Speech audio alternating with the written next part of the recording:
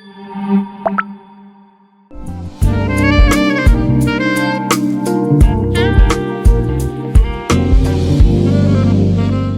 Afia, proudly brought to you by Qtix PLC, exclusive quality since 1982. Onye again to Ndewo, Afambo Odera Collins. Yes, my name is Odera Collins, and I would like to welcome you to another episode of Onye Afia here on Afia TV. Now, today we're going to be discussing something very interesting, very important to our essence as Ndibo, because if we lose who we are, then what are we? That's the question, right? Yeah. Now, oftentimes you'd realize that Igbo people have this need, for global validation. And oftentimes it has led us to travel beyond our regional borders, travel outside our state, our country. And even some people sort of do not want to affiliate so much with being Igbo. And this has cost us some talent loss, brain drain, and a host of others. Some people actually decide to come back. Some decide to stay and invest. Today on the show, I have a guest, someone who has decided to take all his resources and invest here in Alaigbo. He has even started a movement, Make Alaigbo Great Again. My guest today is Gaius Chibueze, also known as Bitcoin Chief. If you're an active X user, you know who I'm talking of by now. Yes, we will be having this conversation with him about making Alaigbo great again when we come back from the break.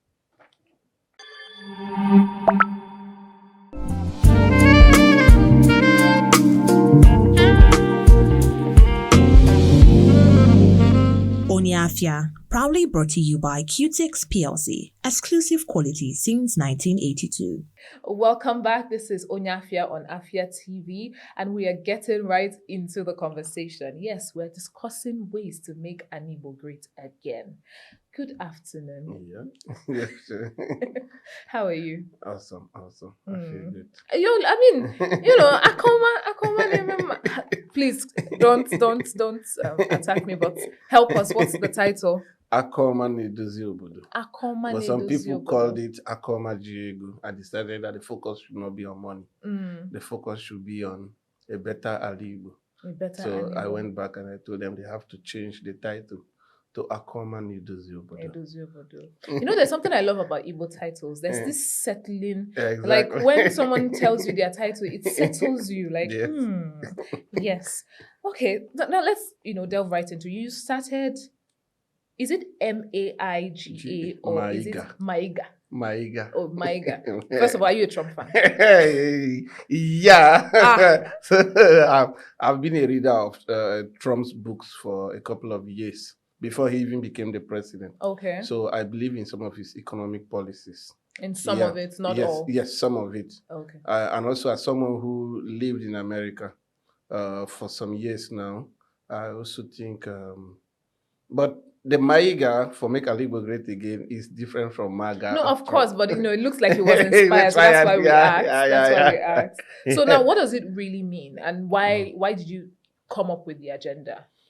So MAIGA stands for Make Alaigbo Great Again. I'm a student of someone called M.I. Okpara, who I believe is the greatest Igbo man to have ever lived. M.I. Okpara used to be the president, used to be the premier of the old Eastern region. And under him, then the old Eastern region was the fastest growing economy in the world. In fact, countries such as Malaysia and Singapore were behind us. The old Eastern region, which consists of some of the states in the South and all the states in the Southeast, they made up the old Eastern region. In the days of M.I. Okpara, this region used to be the fastest ahead of Singapore and Malaysia. Malaysia even had to travel to come down here to Alaigbo to learn what M.I. Okpara was doing with palm oil. So I am a student of his, and that was why I came up with the Make Alaigbo Great Again. The movement is all about economic renaissance of Ndibo. Before Make Alaigbo Great Again, I used to promote what I call economic Biafra, that says that our people should move from geographical Biafra, asking that the Southeast should be cut out of Nigeria. I said, instead, let's look within how we can make the Southeast the most progressive region inside Nigeria, just the way we have today, the Catalonians of Spain. So the Catalonians of Spain, for so many years, they wanted to leave Spain. But when some of their good-headed leaders discovered that it was hard to leave Spain, what did they do? They said, let's come back, change our strategy. Let's rebuild our region. Let's make our region the most progressive region in Spain. Today, if you talk about Ibiza, it's in their region. If you talk about Barcelona, anything that makes people want to come to Spain is in their region. So that was what actually inspired MAIGA. So MAIGA stands for Make Ala Igbo Great Again. Yes. Now, how different is it? Because, we're in a time where there are a lot of focus groups that come out to say, oh, I'm very, I like the fact that you said it wasn't just about, geographical Biafra. In fact, let's move away from geographical Biafra to economic. So how different is MAIGA compared to other focus groups? So MAIGA is more about economic emancipation of Ndi Igbo. MAIGA believes that Alaigbo is supposed to be the Japan of Africa. MAIGA believes that the Igbo man is blessed with so much that he was supposed to be producing for the whole of Nigeria. MAIGA believes that Nigeria is supposed to be our market, that we were supposed to be the region that is selling to Nigeria. So MAIGA believes that our region is supposed to be more than where it is right now when it comes to the economy of every region in Nigeria. So MAIGA believes that it is time for us to move away from agitations and saying that we want to separate from Nigeria. Instead, let's look inward and see how we can become the production capital of Nigeria.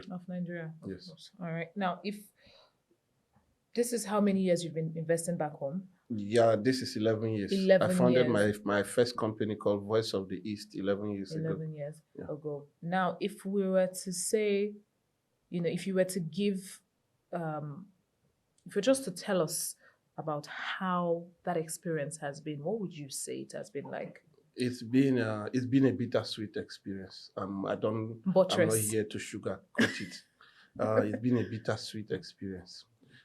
Investing in the region comes with its own challenges. First challenge is the region is still a growing region. So you don't have everything that you need readily available. Some of the things we are going to need to develop this region has to come from somewhere else. Then we also have the challenge of manpower here in the region, because most of our people are independent. They are too independent-minded. When I mean independent-minded, it means everybody would prefer to start his own thing than to work with his brother to make something big.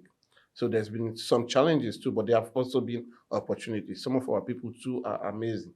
Like my partner, the mayor of Nnewi, or Mr. Lotana, who is behind the scene here. We have been working together for the last 11 years.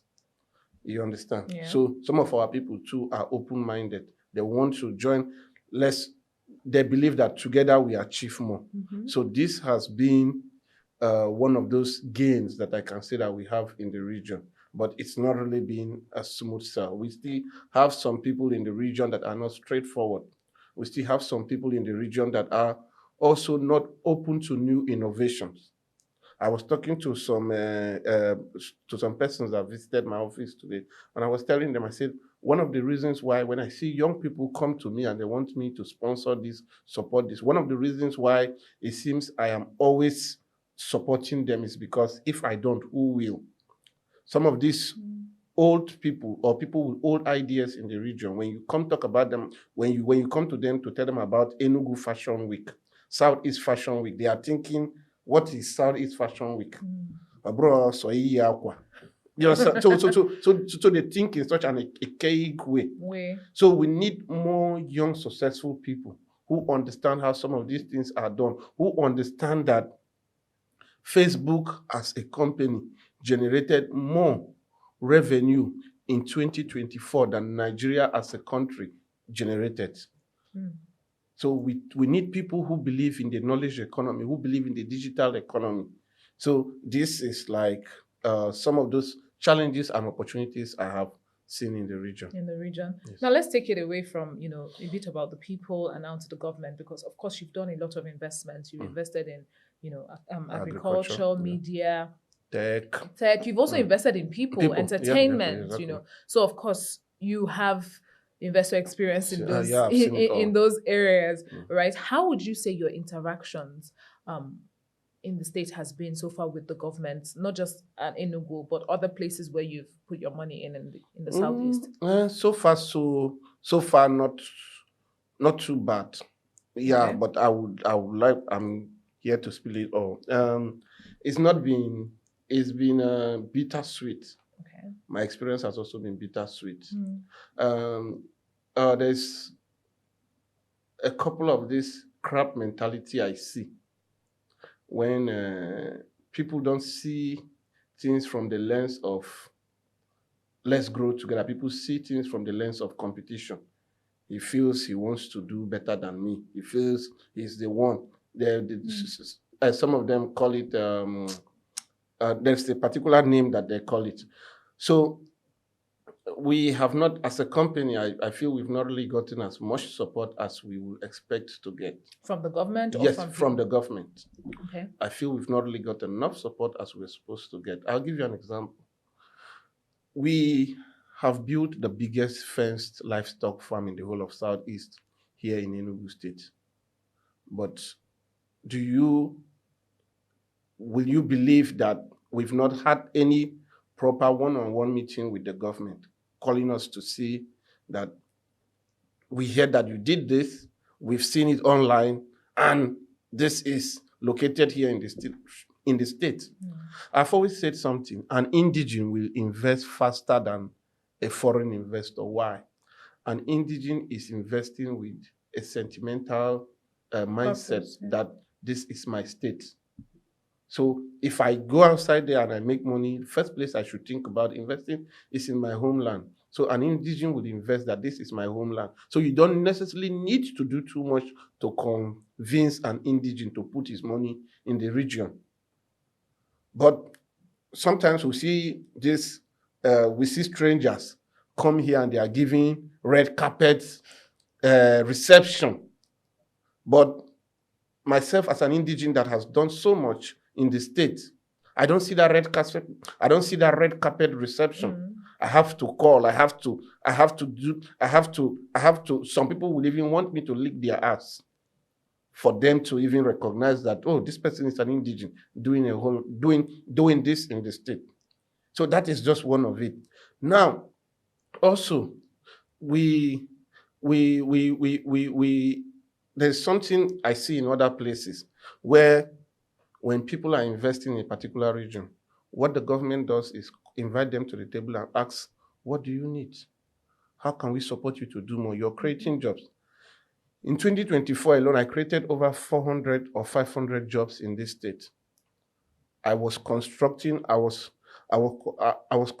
2 projects that were running concurrently. They were running at the same time. And I had 168 persons working on these 2 sites, earning daily for 6 months. While I was building the fencing for the Tech City Africa, and while I was constructing the Ohanese Farm Ranch, I had over 168 persons working at the same time. These are jobs that we are providing. I also have a couple of other businesses too, but I haven't really seen this red carpet reception saying, oh, this is our own. This person, I made money and I didn't think of investing it elsewhere. Yeah. Even though some people have some mindset about the region. Most people, even from this region, when they make money, they want to take it elsewhere. They are looking at fast gains. But some of us understand that we are not going to see profit immediately, but we are still sinking in money.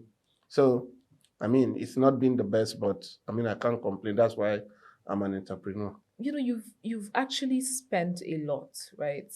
Yeah. And the thing about all the resources that you've expended is that it's not just on infrastructure. You're also investing in people. And we've seen you invest in talent, music talent, content creators, film, across Even board. startups. Even startups. Yeah. So we've seen you pour a lot into people. Why is this so important to the vision that MAIGA has? So one thing first is, like I said before, some young people visited me today at the office. Okay, I will use the story of a young lady that visited me at the office last week to tell me about she's starting a travel blog, and she's going to be traveling to most of the states in the Southeast and communities to do videos showing their culture and things that makes them unique things about those places. And she told me, she said she will need our support, that she needs one of our bosses. You know, we have a transport company. We own a transport company called OJJ Motors. And she's going to be gone on this tour of the local communities. It's going to last for 3 months.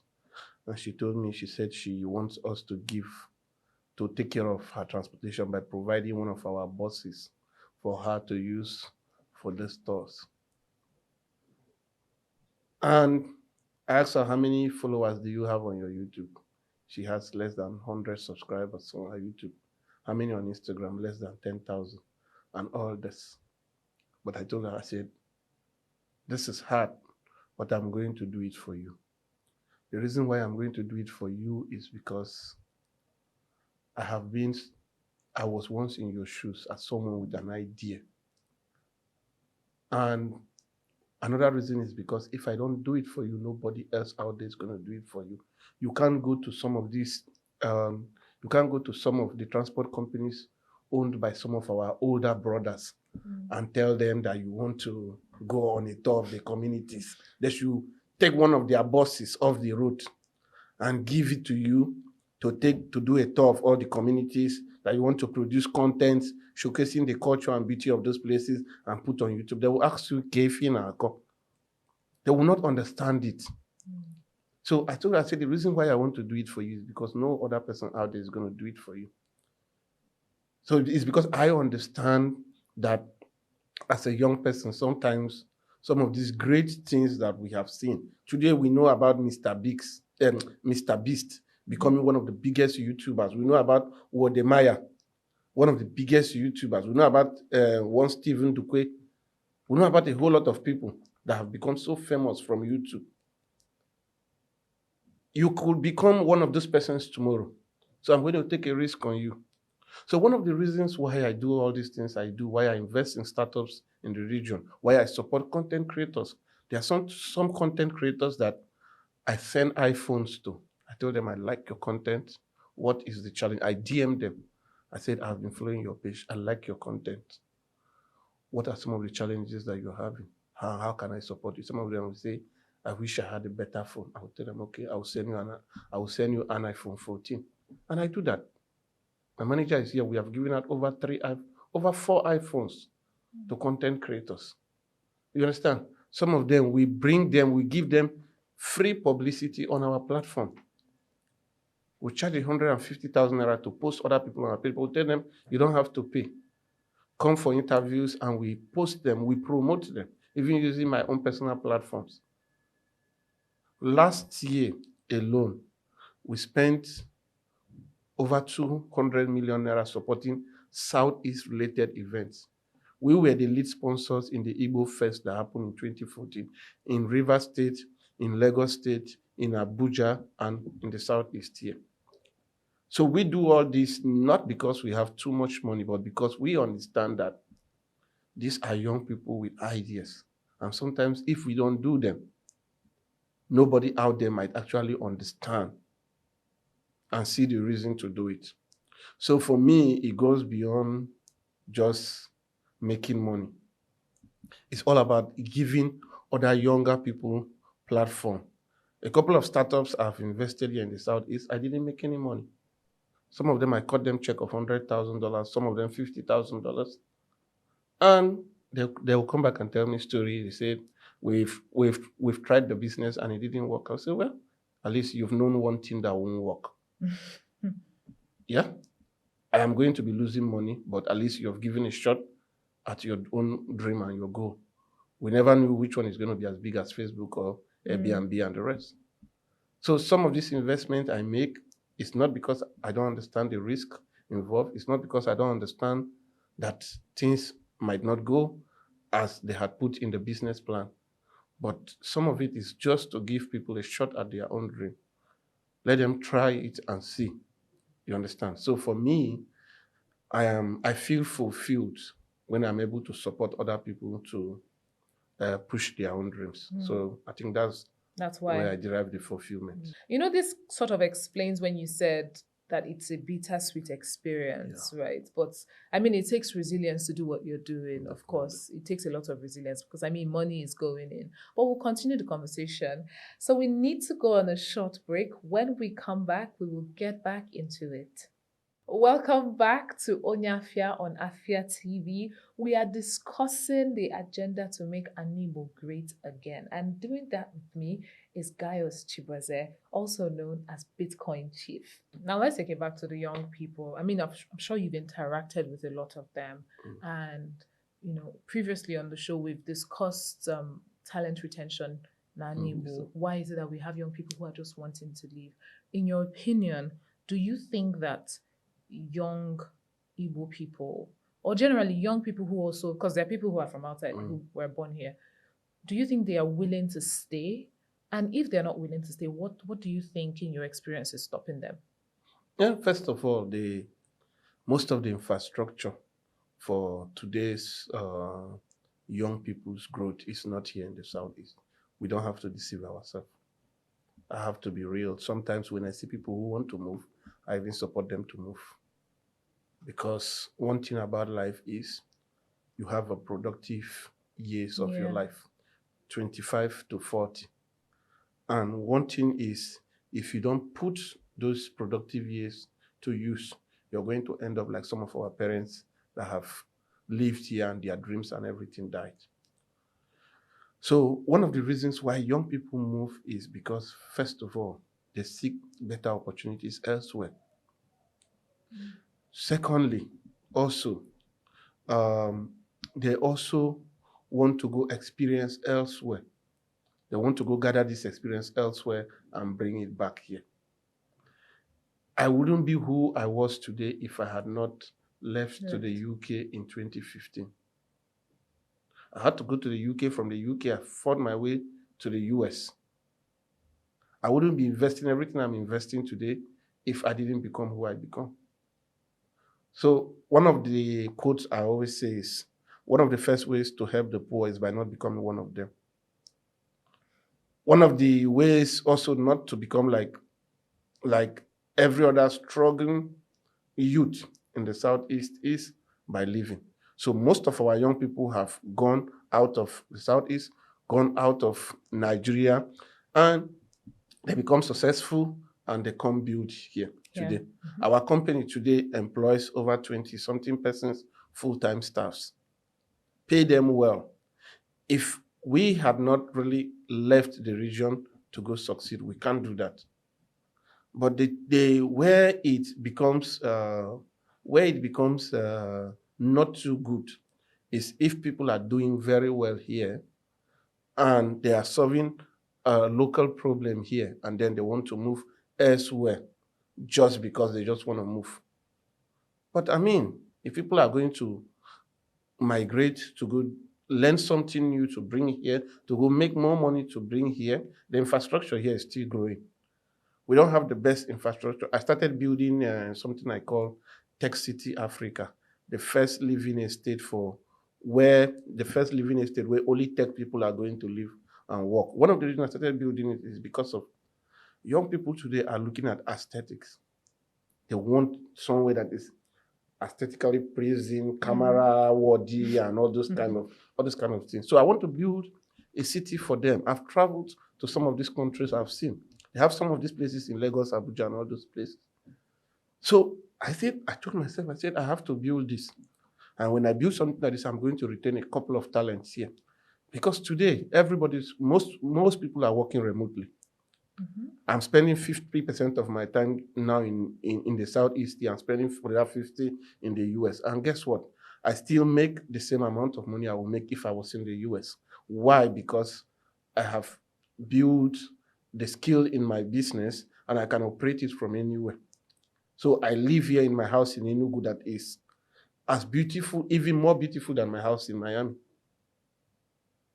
So if we have more of this kind of infrastructure, aesthetically pleasing infrastructure, everything is here.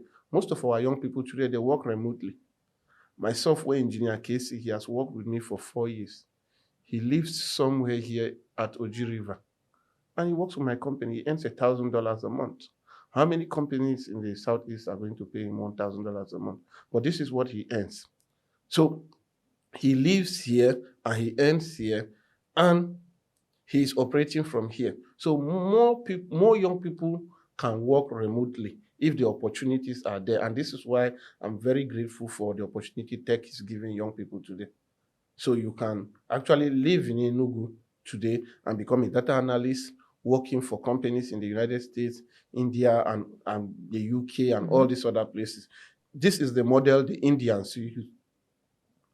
2024, one of the sectors that brought the highest forex to India was not agriculture, was not oil, but it was tech. So the more we invest in this infrastructure, the more we keep and retain most of our young people. So I think that's it. Yeah. Now you spoke largely about using agriculture and technology to revive, the economy in southeastern Nigeria. So far in your 11 years experience investing here, have you seen any positive, what's the feedback you're getting from that? Yeah, there's a lot of positive feedback.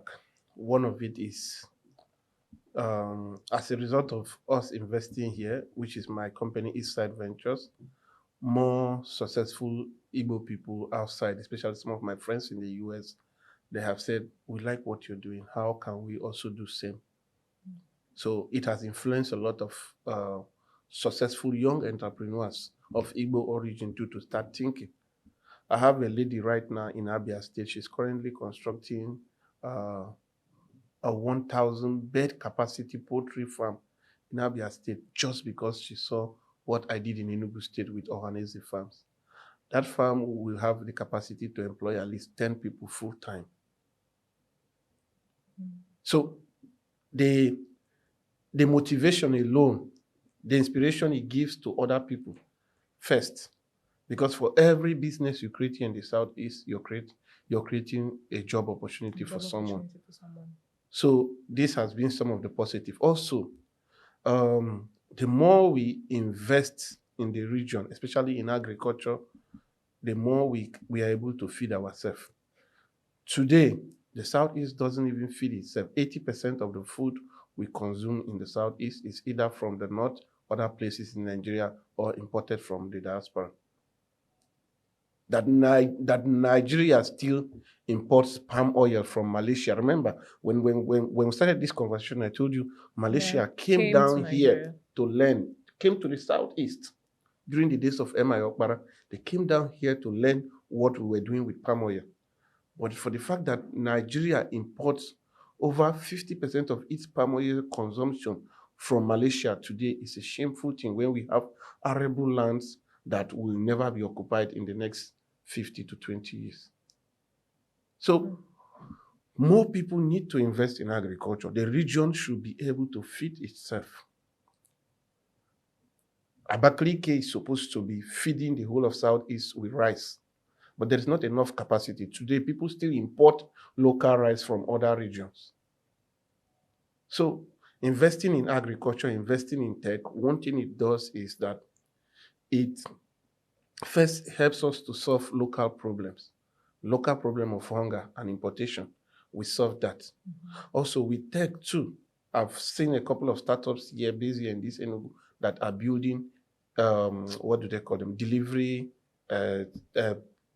products that you can make a call now and they can pick something here and go deliver to someone. Before, I will have to go to the park now and maybe go look for a bus and all those things. People are building that. So the more investment in some of these things, the more we solve our own local problem first. And the vision of my company is build locally, export globally. That is our tagline at Eastside Ventures. You understand? The vision is build locally, export globally. So just like the Chinese did, China was once a very poor country. They didn't have anything, but what did they do? They said, let's look internally. What do they need elsewhere that we can produce here and sell to them? Today, every country in the world that you go to, you will find at least 50% of what they use. In the US, for example, almost everything you want to use in the US was made in China. The Hems bag, all the things, the iPhone, you will see designed in the US, manufactured in China. So this is how I want us to think. How can we solve some of the world's problems? Because in a poor economy, the way that economy can become rich is solve problems for richer economies. I'll give you an example of ginger alone. Nigeria exports, Nigeria is, I think, the 4th country on the ginger export market. But Nigeria doesn't even fill its own quota of export. So imagine if someone comes to this Enugu state now and invests in 10,000 hectares or even 1,000 hectares of ginger farm. Imagine how much that person is going to make. And then bring that money back and build more schools, build a lot of these things. So investing here is all about solving first local problems and then also solving problems for people elsewhere. Now, you've largely talked about how talent and skill is important. I mean, you cited India, for example. Let's bring it back home. Do you think that people in the southeastern part of Nigeria are doing enough to develop educationally? Education in Nigeria as a whole is going through challenges. In the southeast, it's also still going through challenges. We need to look at the quality of education. What are people being taught? Some of these schools and some of the curriculums are actually stopped in the Mongo era of education. So we need to look at that first. Then what about the learning environment? Myself and my friend Alex Onya, we just renovated 2 schools, one in Ebonyi State and one in Abia State. And the reason was because if you see the conditions some of these children go to learn, you will cry. You will ask yourself, is this where someone is going to bat their kid in the morning and then bring them and drop off and say, this is a school? Some of these children still sit on the ground to learn. And this is right here in the Southeast. I'm not talking about another region. I'm talking about the Southeast. So education here can be improved. Education here can be improved. There's so much that still has to be done when it comes to education, because education is the foundation. Almost every progressive society that you see today, they have fixed their education. They have fixed their educational system. If you go to China today, you need to see how all their learning rooms are like technologically powered. You see, you see children in China, they couple and decouple things. The Chinese kind of education is what we need in the Southeast, in the region. We need education that is result-based. Today in this region, you will see someone that is a graduate and you ask the person, what was your topic for, what do they call this? What was your discipline? Yes. No. There's this, what they write when they are graduating, your project topic. And the person cannot even remember what they wrote as a project that qualified them to graduate. You see some of these people from this region, they graduate as engineers, but yet they can't even fix anything. So people graduate, before they graduate, they have forgotten everything that they were taught. Why? Because a 4-year program ended up lasting for 6 years. So while this person was also learning, the person was always 1 day in and 2 days out. 2 days out. Because of this different ASU strikes. So you understand? So we need to solve the problem of education. Number one, it starts from the learning environment. how much are teachers paid in the region? If you hear how much some of these teachers are paid in the region, you're going to ask yourself, how will this person survive? So people are not even motivated to teach. So teaching has even been left to people who are frustrated, people who don't have any other hope. So if you talk to some of the teachers, you will see that they're just doing it onto Nakane and manage.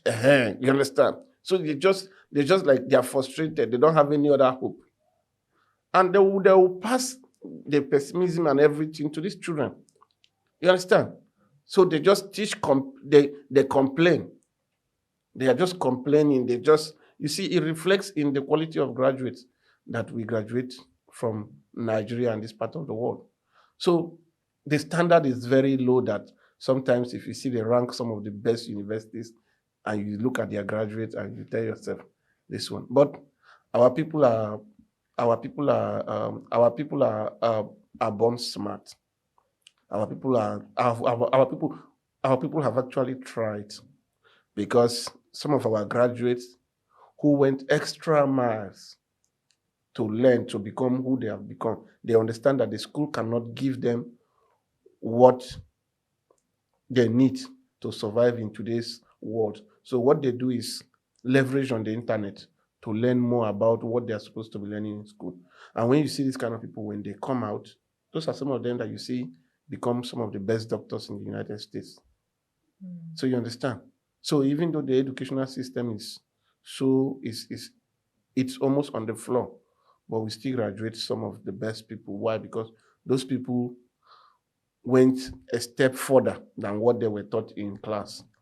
Yeah, so I think more still has to be done when it comes to education in the region. Definitely, more needs to be done. Yeah. Now, before we wrap up, one last question. What changes do you hope to see in Alaigbo?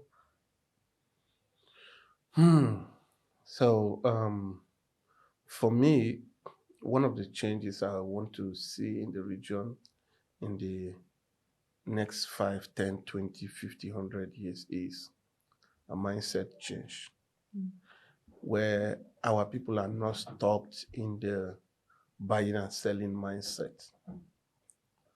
The world has actually moved away from buying and selling. E-commerce tech companies are disrupting what is today known as buying and selling. Jeff Bezos owns no store, but today he owns the biggest e-commerce marketplace in the world that he sells. That's the mindset. I want to see some of our businesses from this region more on the Nigerian Stock Exchange. I want to see because did you notice that there is maybe 1 or 2 companies owned by Alaigbo that are on the Nigerian Stock Exchange? Our companies from this part of the world, once the founder dies, the company dies with the person. Think about some of the amazing companies like Ikenedili Chukwu and the rest of them. These were multi-billion naira companies. But just because the founder falls ill or dies, the company dies with the person. So I will need us to have a total mindset shift. And for the young people, I want the young people to also understand that we are our saviors. Most of the old people don't have great plans for us. I've sat down with a couple of them. I was once with the commissioner and I was telling him, I said, we are looking to build the first tech innovation village, an estate where only tech people live and work. And I see him now, a man chondi go and raise. So his mindset is very short term. It's very short term. He's not even looking at like, oh, maybe one multi-billion-dollar startup can actually be started in this tech city. Maybe people are going to travel people can see this place as a tech maker. And people start traveling all the way from Lagos, from Europe, and the rest to come and live and work in this city. He was just telling me, why not I just sell the land for people to build their face me, I face you. So I want our young people to understand that you are going to save yourself. And you see, with this phone you're holding in your hand, you and I can actually agree on one thing, that you've learned more online than you were ever taught in any school in Nigeria. You have become who you have become now as a result of the things you self-taught, things you taught yourself, the things you did your own research. So our young people should stop just holding big phones in their hand. Almost everyone is carrying an iPhone, but they don't even know what to use more than the camera inside their iPhone. Some of these young people have never sat down to even open the browser of their phone to even research about what they are studying in school or what they studied in school, to even look at opportunities elsewhere. So I want to see more of this mindset change. We need a mindset overhaul. And then another thing again I want to also address is there's no need for crab mentality. If someone is doing well, doing better than you, you have to find a way to learn from the person, not to be in competition with the person. Because one of the ways first world economies have actually grown, they grow on peer knowledge, borrowed knowledge. Someone learned from someone.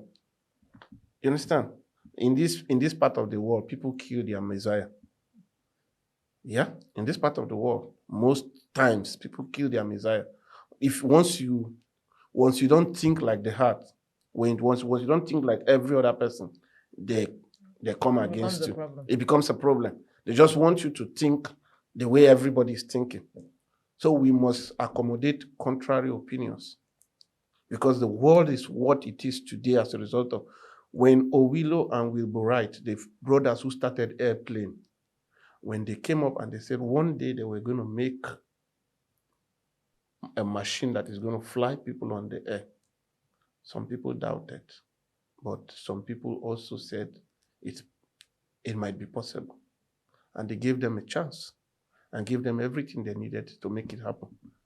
Today, the version of planes we have today is not the version of Owilo and Wilbur Wright started. And we even have different companies making planes. But it's as a result of people saying, yes, it can be done. You understand? One of the presidents of the United States sent people to the moon. But today we are in a country where some of if you hear some of the things these politicians discuss, you're going to just cry. So we need total mindset overhaul as a country and as a region. You understand? And it starts from the individual homes. It starts from the individual homes. As a parent, what are you teaching your kids? As a parent, it starts also from the schools. What are the children being taught in school? So we must own the narrative, also tell our story. We must also tell our story, because sometimes the Igbo story is always told by outsiders. And that's why today, if you go on the internet, you see so many things about the region that were just people's opinion, people who have never visited the region. And they put these things out there authoritatively as if they lived it and they saw it. So we need a 360 mindset overhaul. 360 mindset overhaul. Yeah. Thank you very much, guys. Thank you so much. It's really interesting to have your perspective on this, because if we look at it from a one-man point of view, I don't really think we're ever going to get to the root of the problem. But with everything that you've said, I'm very sure that our viewers will take one or two and imbibe in their lives for the betterment of an Igbo. Exactly. And thank you for sticking out with us. You've heard it. If we are going to make the Igbo nation great again, it has to start with you and I. We have to do what it takes. Omambo a viral moment. Omambo, just Mba. If you no, onye obuna ga-alụ ọlụ dịịrị ya. Akụ ga-elute ụlọ. Right? I know everybody has been saying akụrụ ụlọ, but it's time to practicalize it. And akụ dịkwa n'ụlọ. Yes. Improve kwa n'onwe gị maka ọdịmma anyị ncha niile. Thank you so much for sticking through with us to the end of the show. Until next time when we come your way again, it's bye for now. Dalono.